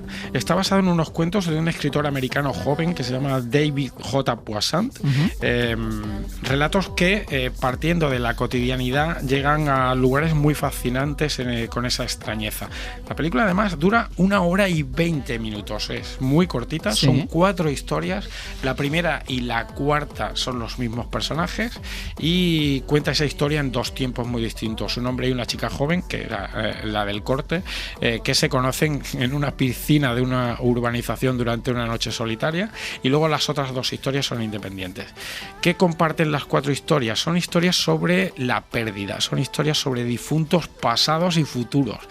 Y el personaje de la joven, esta chica, a la que interpreta una actriz con una gracia mayúscula que se llama Paula Díaz, es muy curioso porque es una chica a la que le falta un brazo, pero que ha sido campeona de saltos de trampolín. Es ese punto de extrañeza que digo que es muy bonito, muy cautivador, y me ha encantado. ¿Y quién la dirige esta? Esto es el sevillano Santi Amodeo. Santi Amodeo empezó su carrera codirigiendo cortos y los dos primeros largos con Alberto Rodríguez, uno de los directores más solventes y más sólidos del cine español, el director de Grupo 7, Modelo 77. Bueno, pues en un momento determinado se separaron los dos, tomaron caminos creativos distintos, y Amodeo hace un cine menos apegado al realismo que Alberto Rodríguez, siempre con esa pizca de extrañeza. Astronautas y Cabeza de Perro eran estupendas. Cuando hace comedia comercial me interesa bastante menos, pero estas películas independientes y raras son muy notables. La anterior, que se llamaba Las Gentiles, ya estaba muy bien, y esta El cielo de los animales, que se estrenó también la semana pasada, también me ha encantado ver. Pues segunda opción, El cielo de los animales. Vamos con la tercera en esta lista de estrenos por orden de preferencia de Ocaña, y esta es Tras el verano. ¿El nombre de su hijo? Vengo a ver a Daniel Martín. ¿Y qué derechos tiene una llegada? El concepto legal de familia va muy por detrás de la sociedad, eso es así. Yo puedo llevar la equitación todos los sábados. ¿Los sábados? ¿Cuáles? ¿Los que está con su madre o los que está conmigo? No me jodas. ¿Tú crees que va a entender que desaparezca para siempre? No lo sé. A lo mejor te vas y ya no te quiere volver a ver. Porque ya no vives con nosotros.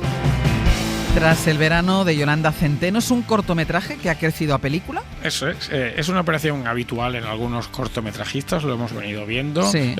Y si el corto era bueno, suele salir bien esa operación. Sorda, ya lo vimos, era también así. Era un corto previo, luego desarrollado en un largo.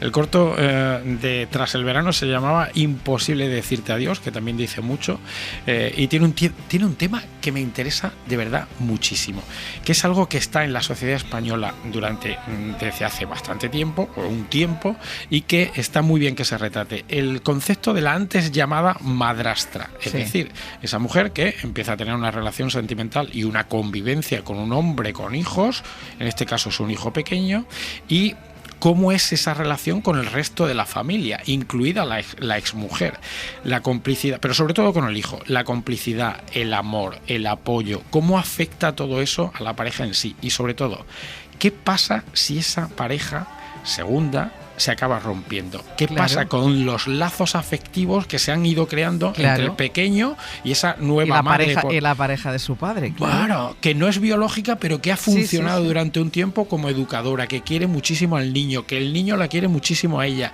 que se queda huérfana en muchos sentidos. La película va un poco de más a menos, pero me parece un buen debut. Y Alexandra Jiménez, que hace de la segunda pareja, está fenomenal, y Juan Diego Boto, que es el marido, es un personaje bastante mal encarado, y me gusta que esto sea así. Pues la película, aunque vaya un poquito de más a menos, bien también. Tras el verano, otra de las opciones. ¿Esta también se ha estrenado ya? Esta se estrena mañana. Esta se estrena mañana. Y vamos a terminar con dos apuntes sobre las otras tres películas que también recomiendas ver. Nos va a tener que tocar el euromillón para poder ir a tanto cine, también te lo digo. La siguiente es El cuento del lobo. Ese no es el tuyo, ¿no? No. El mío tampoco. Será el de la chica, quizás se lo ha olvidado esta tarde. ¿Qué pasa? Sí, ha llamado un tío muy raro. ¿Qué ha dicho? Ha dicho, como se lo cuentes, te mato. Era una amenaza. Esta chica está metida en un lío, ¿eh? Habrá que avisarla, ¿no? ¿O no? No la conocemos casi. ¿Qué tal está El cuento del lobo? Pues es una película que se basa en una obra teatral de un dramaturgo, quizá la gente haya visto la obra de teatro previa, de un dramaturgo reconocido que se llama Borja Ortiz de Gondra, y dirige Norberto López Amado la película. Es otra que va también un poquito de más a menos, pero que vuelve a tener un tema que me interesa. La gente que se quiere meter todo el tiempo en la vida de los demás. De verdad, esa risa quiere decir que a ti tampoco te caen demasiado bien. Cuando cuando les quieren salvar la vida, porque son, sobre todo cuando son de una clase social más baja y nadie les ha pedido ayuda, esa especie de superioridad, sobre todo la moral, y decirle todo el rato a la gente lo que tiene que hacer con su vida. Lo escuchábamos un poco en algunos de los fragmentos que se pueden oír de la película, y una pareja atiende un móvil de la chica que les limpia la casa, se lo ha dejado, y ¿qué hace? Meterse de lleno en sus asuntos. Es interesante sobre todo por la mirada clasista de superioridad y por la mentira, la gente que vive de la mentira. Este es El cuento del lobo, y de manera telegráfica los 2 títulos que te quedan. Pues sí, añadimos El instinto, otro debut de Juan Albarracín, con unos estupendos Javier Pereira y Fernando Cayo. Una película de duelo psicológico, de duelo físico, es una película más de género, con apenas 2 personajes, y es curiosa la relación entre un tipo con agorafobia, un arquitecto que lleva 2 años sin poder salir de casa, y su vecino que amaestra perros y se ofrece a curarle la fobia con un método parecido al que utiliza con sus perros. Es un thriller que también empieza bien. Y añado Enemigos de David Valero, que se ha vendido un poco como nuevo cine kinky, aunque yo no creo que lo sea, sinceramente, y que tampoco está mal. 2 adolescentes de barrio, víctima y verdugo, acosado y acosador durante muchos años, desde pequeñitos en el colegio, que han crecido siendo enemigos, y de pronto el acosado tiene una buena oportunidad para vengarse, y sin embargo hace lo más inexplicable, lo más singular, para llevar la relación a otro lugar mucho más sorprendente e interesante. A esta, que se estrenó la semana pasada, tampoco le ha ido mal en taquilla, Enemigos, así que pues vayan ahorrando, que hay mucho cine español y bueno, ahorrando tiempo y dinero, un buen cine español para ver. Ocaña, muchísimas gracias. Nada, la semana que viene volvemos con Misión Imposible, que es otra cosa muy distinta. ¿La has visto? Sí, la veo la semana que viene, el martes por la mañana la veo. Ya me contarás. Un beso. Abrazos. Adiós. Hoy por Hoy Magazine.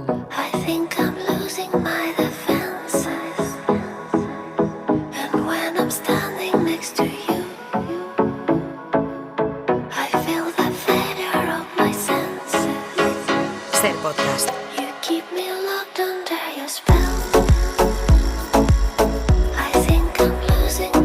Hay viajes que te cambian la vida, viajes en los que descubres distintas culturas y, como no, distintas gastronomías. Aún no tiene ni deshecha la maleta ni habrá lavado la ropa, seguramente, pero ya está en la radio en Alicante para contarnos su última aventura. Ainhoa Aguirregoitia, ¿qué tal? Muy buenos días. Buenos días, Ángeles, ¿cómo estás? ¿Cuántas lavadoras has puesto ya? Una, vale. La primera. Ay, qué voz, me estoy oyendo la voz, sí, es terrible. ¿Por qué estás así? Estás un poco afónica. Bueno, yo creo que es el agotamiento. El cansancio. El cansancio, sí. Claro, porque has llegado hace poco, ¿no? Llegué ayer y yo creo, mira, llevo 3 años contigo, yo creo que te quiero mucho ya, porque estaba esta mañana con el coche y digo, madre mía, yo a esta mujer la quiero mucho, porque para hacer lo que estoy haciendo la tengo que querer. Vamos a contar a los oyentes que no te sigan en redes, que eso es imposible, que todos los oyentes te siguen en redes, pero has vuelto de Vietnam. Acabo de llegar de Vietnam, Ángels. ¿Y qué tal? Yo pensaba que iba a vivir mi propio White Lotus. ¿Sí? Y bueno, lejísimos de esa realidad. Eso me pasa por informarme poco. ¿Pero balance positivo o negativo? Positivo, muy positivo. Muy positivo, pero ha sido un choque cultural muy interesante. Yo tenía otra idea, yo no había estado nunca en el sudeste asiático, sí. Tenía otra idea preconcebida completamente errónea, sí. Y me he encontrado con una realidad muchísimo más impactante y al final para mí creo que ha sido más enriquecedora. Fíjate. O sea, no solo realidad gastronómica, sino realidad vivencial. Sí, a nivel social, arquitectónico, urbano.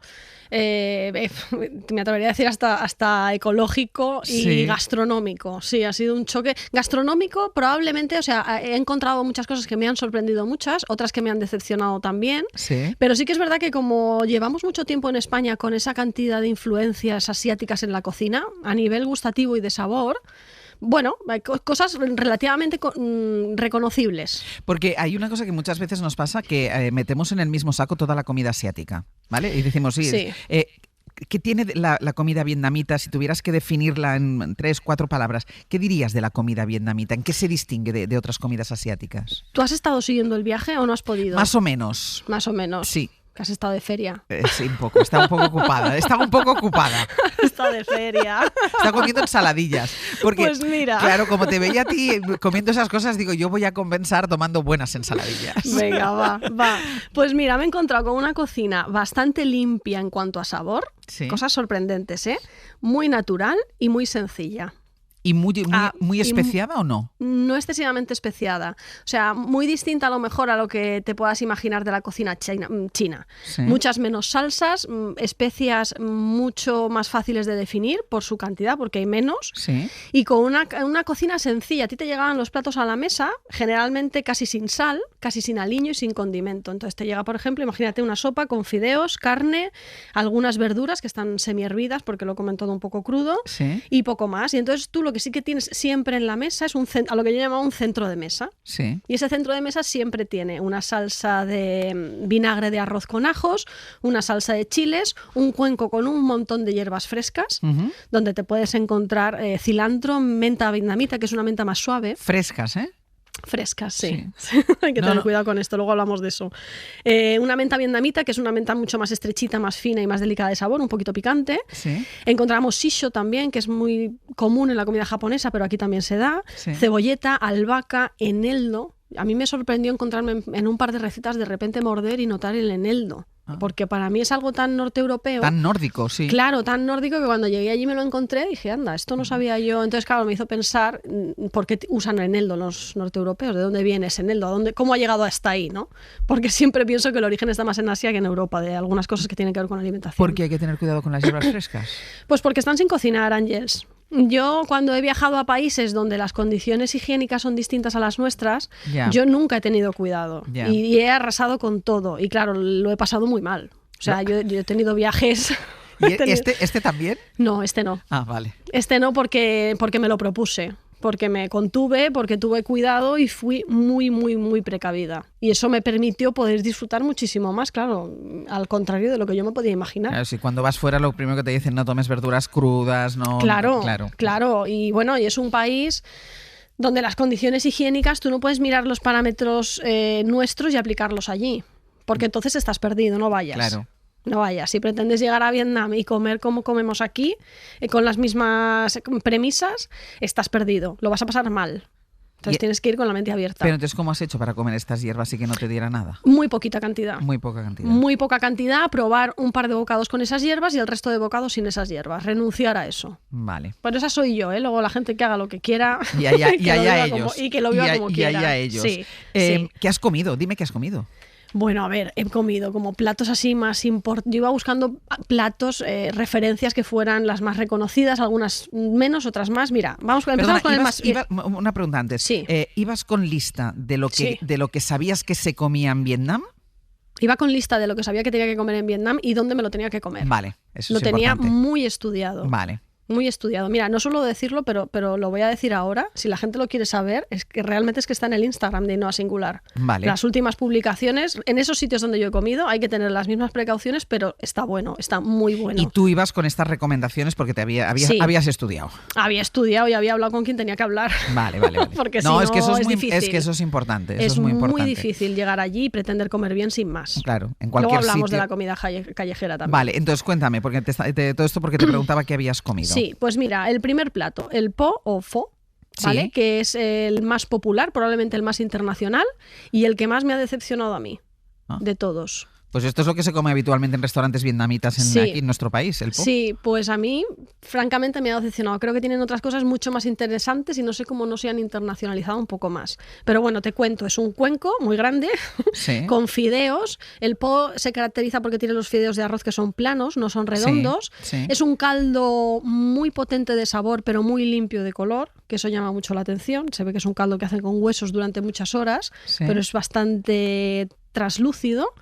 Y luego te viene también con algunas verduras tipo cebolleta, alguna historia más que no te sé definir, no sé cuáles son. Sí. Y luego lo que sí que tienes que hacer es alinearlo con ese centro de mesa que yo te he dicho antes.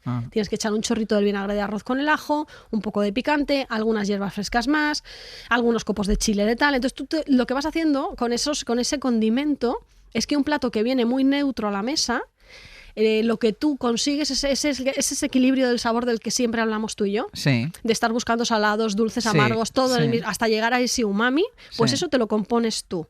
Eso es de lo más bonito que tiene su gastronomía, es eso, que el plato llega bastante neutro y el toque umami lo tienes que conseguir tú en base a tus gustos. ¿Sería el ramen vietnamita, el po? Bueno, más sencillo, sí. Vale. Es más sencillo. Podría venir... Sí, es su cocido. Pero entre pero entre el po vietnamita o pho vietnamita y el ramen, ¿tú te quedas con el ramen? Sí. Sí, vale. Sí, es más complejo. Vale. Está más enriquecido. Vale. Sí, yo sí. ¿Y qué más? Otro con el que sí que me quedo más que con el ramen. Con el siguiente me quedo más, que se llama buncha. Buncha. Ángels, cuando yo entro en un pasillo, en una calle sucia, oscura, con la gente cocinando sentada en el suelo, con las brasitas a ras del suelo y todo, el agua, los cuencos, todo, y atraviesas un pasillo de unos 30 metros así, con todas las cocineras a tu derecha. Tú ahí tienes que o mirar y seguir adelante o no mirar. O no mirar y comer. Y no mirar y comer, ¿vale? Porque impresiona bastante. Pero bueno, iba decidida. Entonces paso por ese pasillo, me siento y me sirven un cuenco con una sopa agridulce, muy potente de sabor, con un montón de fideos muy finitos, en este caso redondos, en la base, y mucha carne hecha a la brasa, tipo panceta. Iba a decir, ¿carne de qué? Carne de cerdo, panceta hecha así muy churruscadita, unas hamburguesitas de cerdo con muchas hierbas hechas a la brasa también, y todo eso dentro de ese caldo. Eso era espectacular, riquísimo. Además, luego tú terminabas de condimentártelo con algo de chile y alguna de esas hojas, de esas hierbas. Sí. Perdóname la voz, ¿eh? No, tranquila, se escucha bien. Y luego terminabas de condimentártelo tú, y cuando ingerías ese toque agridulce con el ahumado de las brasas, el sabor del caldo, que también era un sabor que llevaba algo de salsa de pescado. Era un contraste entre mar y montaña. Con los fideos translúcidos. Era impecable. A mí este plato me fascinó. Me encantó y no supe cómo este plato no es ¿Cómo se llama, aquí. has dicho? Buncha. Buncha. Sí. Vale. Y además lo quiero contar porque yo creo que esto es algo que luego contaré por aquí también. Automáticamente me escribió el cocinero de Tripea, de Triperito. Sí. Y me dijo, cuando vuelvas, te vienes un día a Madrid y grabamos esta receta juntos. Así que probablemente un día tengamos esta receta hecha aquí, adaptada aquí para poder comerla aquí. Pero yo necesito que la grabes con él después de que se acabe mi programa. ¿Por qué? Para poder ir. Ah, bueno, podemos hacerlo, coincidir, sí. Para ir de Miranda, para ir de Miranda. O sea, y a Qatar. Bueno, evidentemente. Pues ya lo hablaré con él y lo organizaremos para poder hacerlo. ¿Qué más? Luego, el banh quan. Sí. Este es muy delicado. Esto es un crepe hecho con harina de arroz. Se termina al vapor. Y luego se le pone por encima un picadillo de carne con hongos. Se enrolla y sin más te llega a la mesa con mucho ajo frito por encima. Y luego tú lo mojas en una salsa de pescado agridulce. Vale. Lo que pasa es que este plato mejora mucho cuando le meten un huevo dentro. Un huevo crudo. Un huevo crudo que se termina de hacer al vapor, pero la yema queda cruda. Entonces, claro, la sedosidad de la yema con esa sedosidad de ese crepe que es finísimo, elástico, cuando te lo metes en boca, es todo amable. Qué bueno. Todo amable. Lo único que altera un poco la textura es el ajo frito. Este es muy delicado. ¿Ves? Te estoy hablando de cosas muy delicadas. No hay nada que digas tú excesivamente cargado de especias o de de salsas. Todo esto, bueno, la segunda cosa que has dicho, el buncha, que era un puesto callejero, pero esto que estás contando, ¿son puestos callejeros o restaurantes? Mira, este último que te he dicho, el banh quan, lo comí en un restaurante recomendado con estrella Michelin. Vale. Tú ese restaurante lo ves aquí, no entras. Y ahí tenía recomendado, o sea, ¿tenía estrella Michelin? No, estrella no, recomendado 2 años por la guía seguidos. Michelin, vale. Recomendado por la guía Michelin 2 años seguidos, pero es un restaurante con unas condiciones higiénicas, comparándolo con nosotros, muy deficientes. Y sobre todo con las recomendaciones Michelin aquí en España. Claro, pero es que la guía Michelin en Asia funciona distinta. Claro. A mí me gusta mucho más, me parece más interesante, porque es capaz de recomendar un sitio donde te sientas en una sillita de plástico en el suelo y solo valoran a nivel culinario. Claro. Todas las comodidades son extras que ellos no tienen en cuenta. Y yo lo agradezco, porque yo no tengo ningún inconveniente en sentarme en una silla a ras del suelo y comer con palillos y que tenga que estar llamando al camarero porque no me trae la bebida. Pero, a mí eso no me importa. Pero sí bueno. Podrías decir que has comido igual de bien en la calle que en restaurante. Es que no he comido en restaurantes. O sea, es que son conceptos. Una cosa es la comida callejera, estos son pequeños locales, vamos a llamarlos locales, ¿vale? Porque tienen un espacio donde te puedes sentar dentro, pero su cocina está expuesta a la calle. Vale. Y puedes comer en la calle. Es decir, todo también. Es comida callejera, lo único que unos tienen paredes y los otros no tienen paredes. Claro, y luego están los restaurantes de alto copete, que también tienen algunos. Intenté reservar en una estrella Michelin, pero no pude por fechas y tal, y tampoco me entusiasmaba la idea. Era una cosa mía más a nivel profesional profesional por contrastes. Vale. Para a través de las redes sociales decir, ostras, y también tenéis esto. Vale. Pero cuando llegó el momento vi que la fecha se complicaba y dije, tampoco me entusiasma tanto. Déjame, ahora me sigues diciendo Sí. algún plato, pero como Sí. se nos va a ir acabando el tiempo y quiero que Sí. me cuentes cosas. ¿Alguna cosa que te haya echado para atrás? A nivel culinario estamos hablando, Sí, ¿verdad? sí. Eso ya, cual día que comamos, ya el resto Ya me te lo cuento. el resto me lo cuentas. El olor de la salsa de pescado, que se lo ponen prácticamente a todo. Y que te llega a molestar. Es muy molesto, es muy desagradable. Hay platos que incluso cuesta comérselos si los has olido antes. Y es muy normal oler un plato antes de comértelo. Entonces había algunos que tú los olías y decías, hostia, si es por el olor, yo esto no lo pruebo. Luego lo mordías y no tenía absolutamente nada que ver. De sabor es agradable. Vale. Pero lo que es el olor es muy desagradable, por lo menos para mi gusto. ¿Y yo te he visto en redes con la cabeza de un pájaro o con la cabeza de Sí, algo? de un pichón. De un pichón. Eso es un sitio, me gustó mucho ese sitio. Los pichones lacados, luego los freían en el último momento y te lo servían entero, con sus garritas, su cabeza y todo. Entonces, claro, yo cogí la cabeza del pichón y pensé, bueno, esta gente si te pone la cabeza aquí es porque se la come. Porque si no te la van a poner por decoración, porque allí eso no lo tienen en cuenta para nada. Allí no hay decoración. La estética del plato les da Cero. igual. Les da igual, les queda bello porque les queda natural, porque llevan miles de años cocinándolo y les queda natural y por esa razón ya es bello, pero no porque estén decorando. Entonces cogí la cabeza, la mojé en un platito donde venía sal, azúcar, lima calamansi, que es un cítrico riquísimo que Sí. sabe a mandarina y a lima, y chile. Entonces tú exprimes la lima en esa especie de sal y de azúcar y mojas la cabeza del pichón frita y la muerdes con hueso y con todo. ¿Y con pico? No, el pico no me lo comí. Solo me comí el cráneo y el seso. ¿Y? Riquísimo. Riquísimo porque el cráneo era como una especie de papelito de fumar, Sí. crujiente, nada desagradable, no te imagines que estás mordiendo un hueso. Imagínate simplemente que estás mordiendo algo crujiente y que se deshace muy bien en boca y claro, toda esa parte melosa y sabrosa de los sesos que son muy untuosos, son muy ricos, te tiene que gustar la casquería. Si no, no te lo comes. Te comes la pechuga o te comes el muslo y ya está. Y el pichón, pues, no, es que yo no, eso no podría. Eso ya, Ya me lo como yo, Ángel, no te eso yo no preocupes. podría porque yo tengo problemas con el pichón incluso. Por eso ¿eh? estoy yo aquí. Claro. Por eso estoy yo aquí, Ángel. Porque, claro, yo tengo problemas con el pichón porque habitualmente aquí en España el pichón te lo sirven casi crudo o muy crudo. Allí no. Claro, ahí todo está bien Sí, hecho. allí no juegan con esas historias. Aquí estamos en ligas muy distintas. Ellos cocinan bien y rico por una cuestión de tradición y de conservación de su gastronomía, pero ni siquiera piensan en eso. Son conceptos, ay, qué pena. Ya. Son conceptos que son muy... ¿Es el aviso de Marcos? Sí, total. Son conceptos muy nuevos y nosotros estamos en una liga gastronómica que estamos por las nubes. No tiene absolutamente nada que ver. ¿Vas a recrear algunas de las cosas vas a intentar hacer algunas de las cosas que has probado? Voy a intentar jugar con sus ingredientes y con algunos de sus conceptos. Y ya te digo, el buncha lo quiero hacer con Robert y luego ya veremos. El resto, pues probablemente los rollitos vietnamitas fritos, Vale. los changgio los recree de una manera aproximada porque me he traído papel de arroz de allí que no tiene nada que ver con el que conseguimos O aquí. sea, te has traído ingredientes, te has traído cositas. Me he traído cosas secas, claro, Vale. no frescas. Te has traído secas. cositas. Que yo quería ir hoy a Madrid. Ya. Y dije, Brian, llévame a Madrid. Me dice, Brian, pero tú estás bien de la cabeza. No, menos o sea, mal que me frenó. Acababas de llegar, aquí Sí. en Madrid es festivo además y yo saliendo Sí. de aquí me voy a Calahorra, con lo cual ni siquiera ¿Te podía vas a Calahorra? Me voy a Calahorra. ¡Ay, qué maravilla! O sea, mientras tú comes cosas raras, yo me voy a comer ensaladilla Unas Sevilla, unas me voy a comer unas verduras. verduras. ¡Qué bien! Hasta qué la bien. semana que viene. Un beso, Hablamos, Ángels. un beso. Sí. Hoy por Hoy Magazine.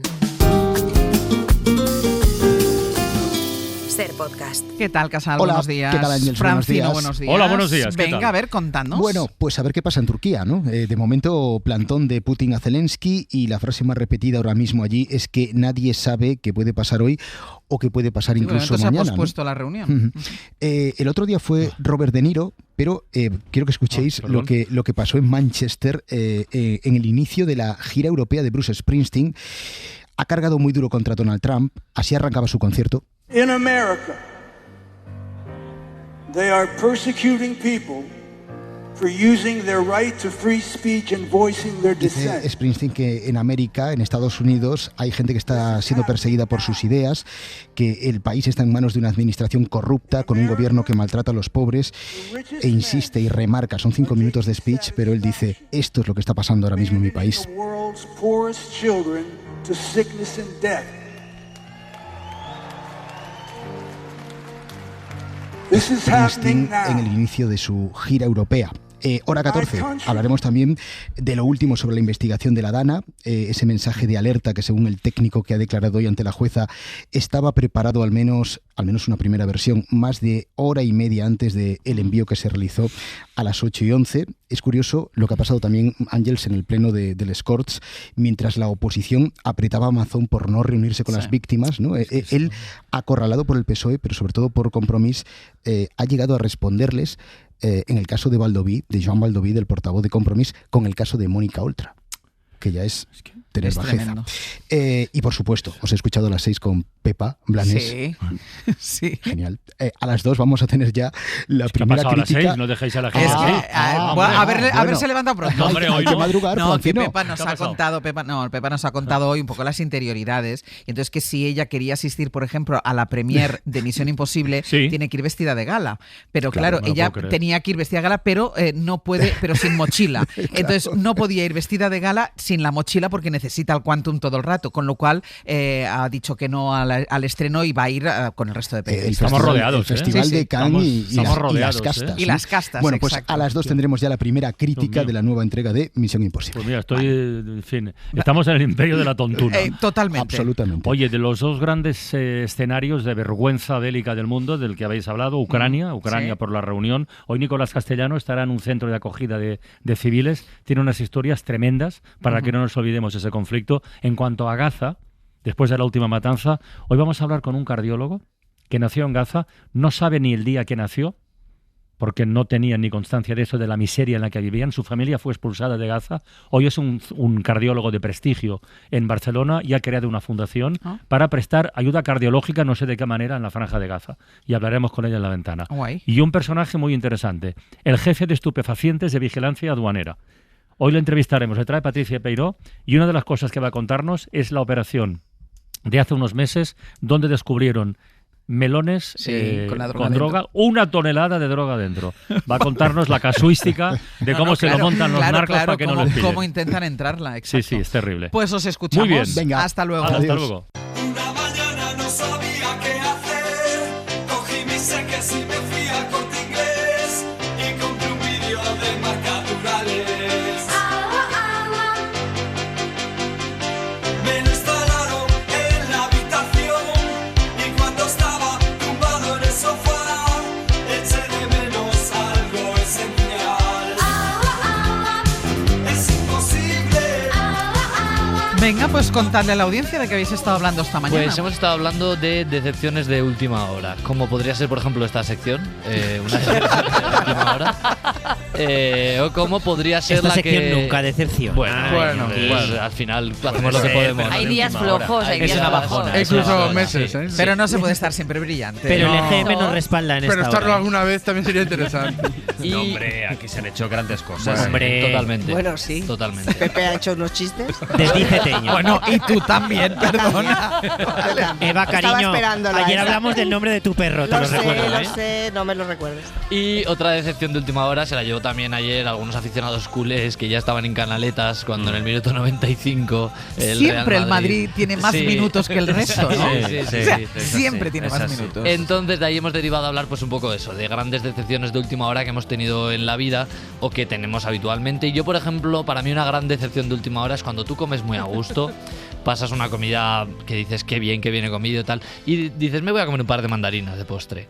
Te comes una muy buena y la segunda no está segunda y te jode la comida, es que te la jode. Eso es una buena Por decepción eso siempre de hay que última comer hora. una mandarina. Sí. O comer mandarinas solo del huerto de Todolí. Claro. Es otra Pues posibilidad. Eso pasa mucho con las almendras, también. O las pipas. Cuando te sale una pipa que tú Ay, estás una ahí, que pipa tiene mala. más sabor, Cuando sea que la te última. amarga. Una pipa rancia. Sí, efectivamente. Que hace poco estaba hablando de cine con un amigo y le dije, ay, esta película me gustó, pero joder, el final. Y fue como esa sensación de, uy, justo en el último momento ya me ha decepcionado. Y él hablaba de, oye, ¿y por qué cuando nos gusta tanto una película, por qué si el final nos decepciona un poco, tenemos que tirar por borda todo? Toda la película. Claro, Sí, entonces te como deja el concepto, sabor. Sí. pero te deja ese mal sabor de boca, decir, joder, me ha encantado y el final... ¿La película iba sobre un cónclave? No. Vale. Los finales abiertos de las Fue la de películas sí que Hereditary. Sí, la se de fastidia mucho. La de Ari Aster, no sé si la habéis visto. Y a mí me pareció muy buena, pero al final pegó un bajón. Bueno, es como las series, ¿cómo se llamaba aquella serie? Perdidos. Perdidos bueno, un sí. serión. Fue una decepción final. Claro, pero la serie Y Los sigue siendo Serrano. muy Y Los buena. Serrano. Y Los Serrano. Bueno, ya, claro. O Juego de Tronos, ¿no? Decían Es que como al la final- vida, si es que todo es la vida. La Un vida al petardazo. final siempre acaba mal. Claro. Hijo Severino. Todo muere. Severino, no te paso yo el micrófono para decir No, estas espera. cosas. Dos mandarinas. No, mantén el micrófono ahí porque le voy a preguntar a Pascual Donate qué es lo que le No, decepciona. no le preguntes nada. Él calladito. Venga, ¿me callo o qué? ¿O digo? No, di. No, Claro. yo iba a hablar de a mí lo que me decepciona muchas veces, o sea, lo que me fastidia, es ese momento cuando espero siempre para comerme el corneto al final, que llega la puntita de chocolate, y o se te cae al suelo o te la roba el perro de Lupita, por ejemplo. Eso fastidia mucho. Ya. Ese momentico, buah. No, cuando llegas al final del corneto y piensas que va a estar jugoso, pero está seco. Como una piedra. Bueno, a mí eso no me pasa nunca. Bueno, El corneto es el Apolo, ¿no? De toda la vida. ¿Cómo? El Apolo. Apolo. No, esto no trabajáis, ¿no? Apolo. Pero el Claro, es que en Apolo no es Valencia un el Apolo corneto. de- El Apolo es de hielo. Claro, el Apolo es otra cosa. No, No, pero ese- sí. no, No, no. porque mi madre todavía le llama Apolo a todos esos El tipos Apolo de helados. era sí. el helado típico Es de como Avidesa, genérico. El cornete, sí. Que ahora es bueno, pues Con yo- José Luis Gracias. En Pero mi y pueblo, entonces, el ese Apolo. que tiene forma de Apolo, ¿cómo se llama? Porque hay un helado de hielo que tiene como forma de Apolo. Ese- Ah, no, ese tú- se el llama, Collaget. Collaget. Ah, Collaget. Collaget. Va a ser que es el que más sabe de helados, ¿eh? Bueno, ¿Y el frigopié qué te parece? muy bien. Súper a favor del frigopié. A mí me encanta el frigopié. muy Un gran bien, invento el muy frigopié. bien. Sí. No sé si tan... Bueno, por encima del micolápiz. Es una muy buena pregunta. Pero no Dale, sé. dale, dale. Calice para todos.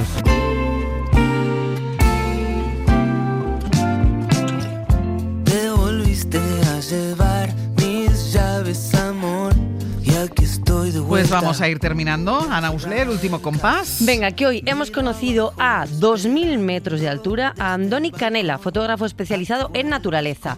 Un tipo que ha viajado por todo el mundo siguiendo animales, los más difíciles de ver, por ejemplo, como el leopardo de las nieves. Y hoy nos ha hablado de otro animal al que él ha seguido y sigue actualmente fotografiando por toda la península ibérica, el lobo.